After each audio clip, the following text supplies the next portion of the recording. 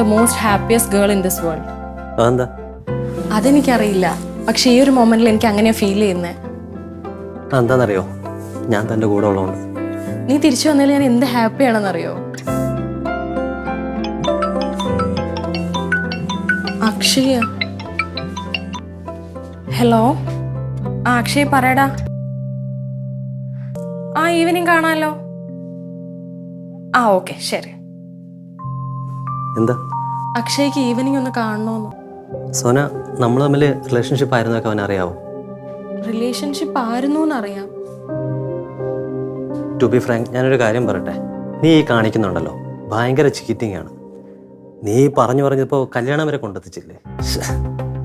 എനിക്കറിയാം മഹി, ഞാൻ കാണിക്കുന്ന ചീറ്റിംഗ് ആണെന്ന്.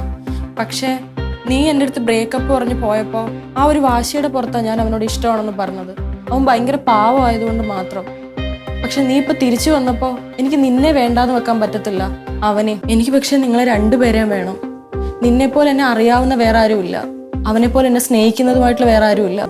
നിനക്ക് ശരിക്കും എന്നോട് ലവ് ആണോ അതോ ലെസ്റ്റ് ആണോ? ലവ് ഉണ്ടെങ്കിലല്ലേ ഒരാളോട് ലസ്റ്റ് തോന്നൂ. അപ്പോൾ അവനോടോ? അക്ഷയോട് നീ പറഞ്ഞില്ലേ അവനോട് ലെസ്റ്റ് തോന്നിയിട്ടില്ല എന്ന്? എനിക്ക് അവനോട് പ്യുവർ ലവ് ആണ് മഹി. അവനില്ലാതെ എനിക്ക് ജീവിക്കാൻ പറ്റത്തില്ല. അവനെ ഇനി ചതിക്കാനും എന്നെയും കൊണ്ട് പറ്റത്തില്ല. ഏതായാലും കല്യാണം വരെ ആയില്ലേ. അവൻ നിന്നെ പൊന്നുപോലെ സ്നേഹിക്കുന്നത്. എന്നെങ്കിലും നീ അവനെ ചതിച്ചു എന്ന് അവൻ അറിയുമ്പോഴത്തേക്കും ഈ സ്നേഹം ഉണ്ടല്ലോ, അത് 10 ഇരട്ടി വെറുപ്പായിട്ട് മാറും. നിനക്ക് ചിലപ്പോൾ അത് താങ്ങാൻ പറ്റിയെന്ന് വരില്ല.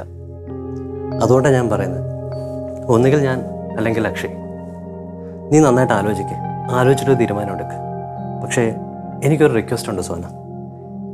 ഇനി നീ എന്നെ കാണാൻ വരുമ്പോഴത്തേക്കും നിൻ്റെ മനസ്സിൽ ഒരാളെ ഉണ്ടാവാൻ പാടുള്ളൂ.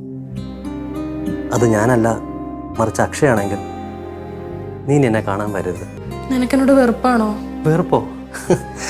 ഞാൻ എന്തിനാ നിന്നോട് വെറുപ്പ് നോക്കുന്നത്? എനിക്ക് നിന്നോട് ഒരു വെറുപ്പില്ല. ഒരുപക്ഷെ ഞാൻ കണ്ടതിൽ വെച്ച് ഏറ്റവും നല്ല കുട്ടി നീ ആയിരിക്കും.